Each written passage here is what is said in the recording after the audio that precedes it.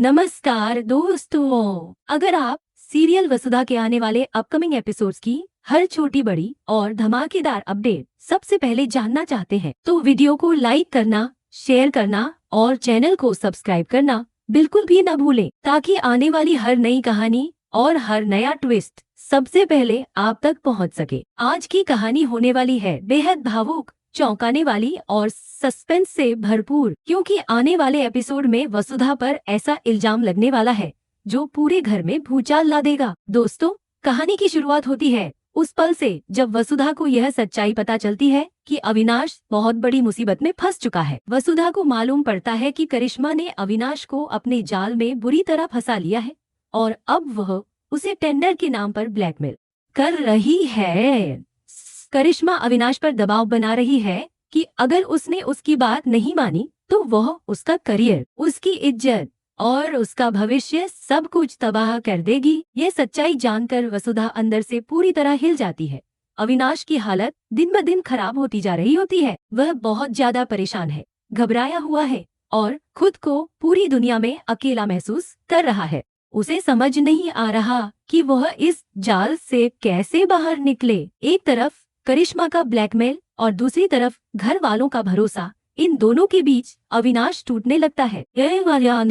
सब देख नहीं पाती। उसका दिल बार बार यही कहता है कि अगर अभी कुछ नहीं किया गया तो अविनाश पूरी तरह बर्बाद हो जाएगा। वसुधा अविनाश की मदद करने का फैसला करती है। वह जानती है कि करिश्मा का सारा खेल टेंडर और उससे जुड़ी फाइलों पर टिका हुआ है। देव का लैपटॉप ही वह जरिया है जिसके जरिए टेंडर भरा जाना है। वसुधा बहुत सोच विचार के बाद एक खतरनाक कदम उठाने का फैसला करती है। उसका इरादा किसी का नुकसान करना नहीं होता, बल्कि वह सिर्फ अविनाश को करिश्मा के चंगुल से बचाना चाहती है। इसी इरादे से वह चुपचाप देव के कमरे में जाती है और वहां से देव का लैपटॉप उठाकर बाहर ले कोई देख न ले। इस डर के साथ वसुधा वह लैपटॉप लेकर पानी के पास जाती है और एक ही पल में उसे पानी में फेंक देती है। उस समय वसुधा के दिल की धड़कनें बहुत तेज होती हैं। उसकी आंखों में डर भी होता है और मजबूरी भी। वह जानती है कि उसने जो किया है उसके नतीजे बहुत गंभीर हो सकते हैं, लेकिन फिर भी उसे लगता है कि यही एक रास्ता है जिससे अविनाश को बचाया जा सकता है। कुछ समय बाद घर में हड़कंप मच जाता है। देव को याद आता है कि टेंडर भरने का समय तेजी से निकलता जा रहा है, लेकिन उसका लैपटॉप उसे कहीं नहीं मिल रहा। देव पूरे घर में लैपटॉप ढूंढता है और फिर परेशान होकर चंद्रिका के पास जाता है। वह गुस्से और बेचैनी में चंद्रिका से कहता है, मासा, टेंडर भरने का टाइम निकलता जा रहा है, लेकिन मेरा लैपटॉप कहीं नहीं मिल रहा। देव की बात सुनकर चंद्रिका भी चिंतित हो जाती है। घर के सभी लोग मिलकर लैपटॉप ढूंढने लगते हैं। नौकरों से लेकर घर के सदस्य तक हर कोई परेशान नजर आता है। तभी अचानक किसी की नजर बाहर पानी में पड़ी एक चीज पर जाती है। जब पास जाकर देखा जाता है तो सबके होश उड़ जाते हैं। पानी में देव का लैपटॉप पड़ा हुआ होता है।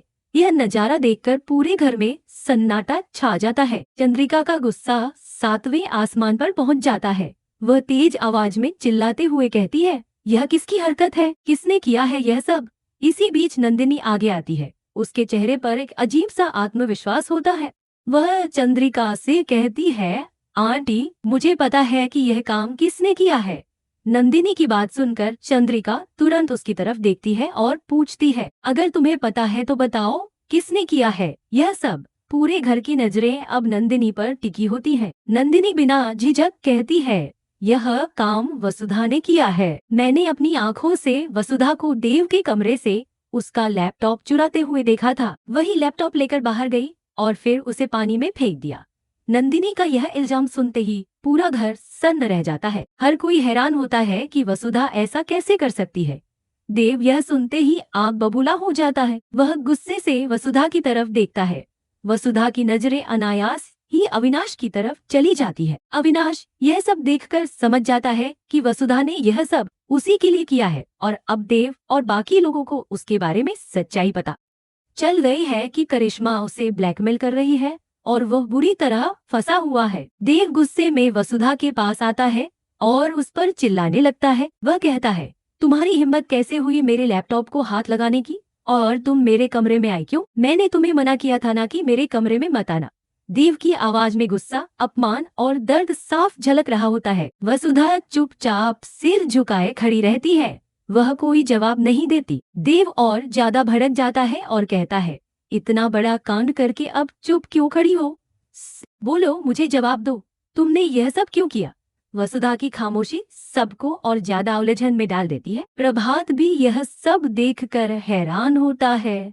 सौ ने जाने और नुति से उपरोसी, वह मन ही मन सोचता है कि वसु ऐसा क्यों करेगी, क्योंकि उनके प्लान में तो यह बात शामिल ही नहीं थी कि देव का नुकसान किया जाए। अविनाश देव को सब कुछ बताकर वसुधा को बचाना चाहता है और आगे बढ़कर देव को समझाने की कोशिश करता है, लेकिन उससे पहले ही देव गुस्से में वहां से चला जाता है। उसका गुस्सा इतना ज्यादा होता है कि वह किसी की बात सुनने के लिए तैयार नहीं होता। वसुधा वहीं खड़ी रह जाती है, टूटे हुए मन और नम आंखों के साथ। अब सवाल यह है दोस्तों, क्या वसुधा को अविनाश का साथ देना चाहिए या नहीं?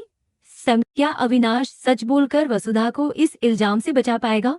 और क्या देव को कभी वसुधा की इस कुर्बानी की सच्चाई पता चलेगी? इन सभी सवालों पर अपनी राय हमें कमेंट में जरूर बताएं। साथ ही वीडियो को लाइक करें, शेयर करें और चैनल को सब्सक्राइब करना बिल्कुल ना भूलें, ताकि सीरियल वसुधा की हर नई और धमाकेदार अपडेट सबसे पहले आप तक पहुंचती रहे।